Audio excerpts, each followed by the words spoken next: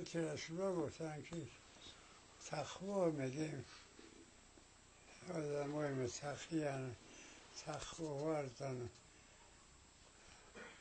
صفت متقیی دارن همه امتثال اوامر میکنن امر خداوند به جا میارن نصیحت خدا امر کرده است او را به جا میارن و اجتناب از نواهی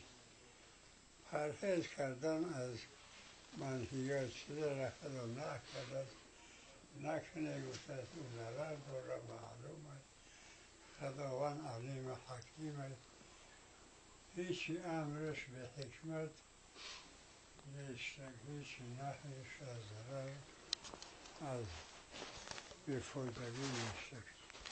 این هم تقوا همیه امتثال اوامر اجتناب از نواهی و خداوند همه را هدایت کنه امر خدا را به جا بیارن از منهیات پرهیز کنه این همیه نصیحتی من میشه خوش آمده